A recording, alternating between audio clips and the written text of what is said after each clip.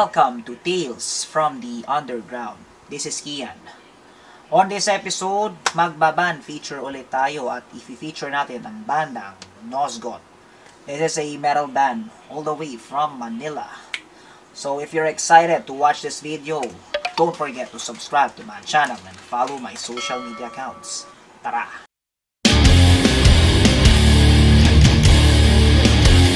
Nosgoth is a metal band from various places. The band members came from Pasay, Mandaluyong, Quezon City, Manila, and GMA Cavite. The band had a rising fan base and played in different gigs around Metro Manila, Cavite, and Rizal. The band composed of Duin, Dario, Leonard, Wilbert, Renz, and Pau. They released their song entitled Blanco on May 9, 2022. This song became their hit and gathered fans. So nakilala ko ang bandang Nosgoth dun sa bakbakang Metal 4. At napansin ko na talagang bukang bibig siya sa underground scene. Yung mga kapwa namin mga comrades sa mga metalheads laging pinag-iusapan ng banda na to. Lalo na yung si 30. Shoutout kay 30, Master. Yun. So, lagi niyang bukang bibig tong banda na to. So, na-intriga ko. Sino ba tong Nosgoth na to? Sino ba yan? Sino ba sila? So, yun. Nung nag-perform sila, napansin ko talaga yung crowd. Talagang naging wild habang tinutugtog sila. Talagang, alam mo yun, may something dito sa banda na to na parang sila nang i-hypnotize ng crowd sa tugtugan. At very mosh friendly yung sound. So, I want to share this song entitled Blanco. So, hope you enjoy this video.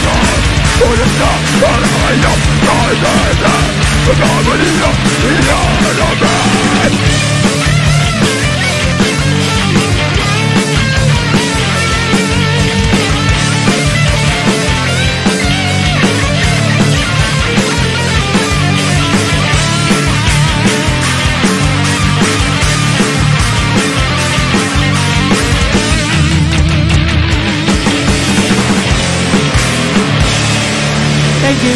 Woo! Thank you.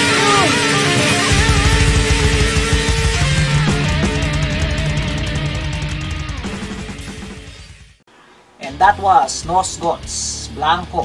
So, as I mentioned nga earlier, yung mga music nila ay very captivating at saka parang nang-hypnotize ng mga audience. Walang biro yun. Sobra. Una kong napakinggan ang Blanco, oh my god, ano to? Yung alam mo yun. Kasi yung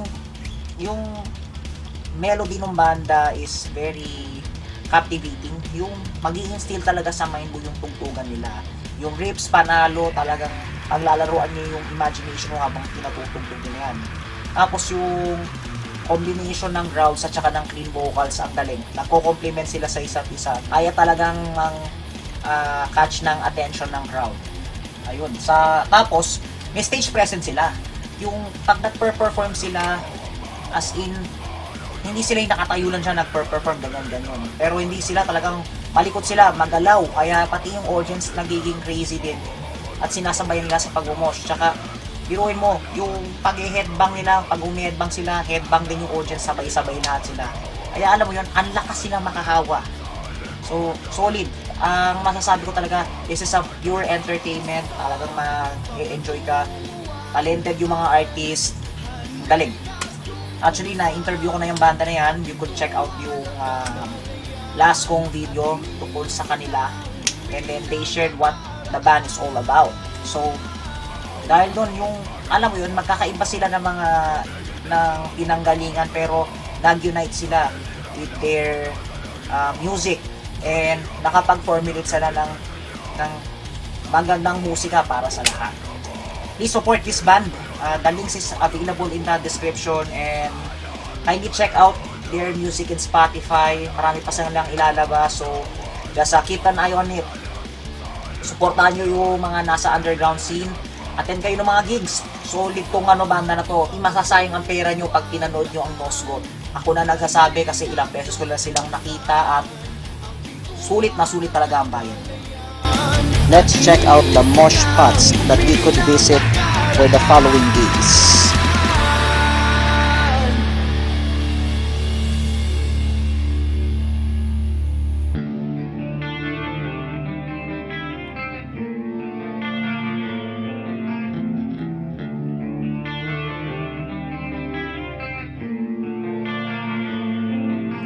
Wala ka nang magagawa, niyakap mo ang maling landas. Hinahanap mo na kalayaan, naglaho na at di mo matagpuan.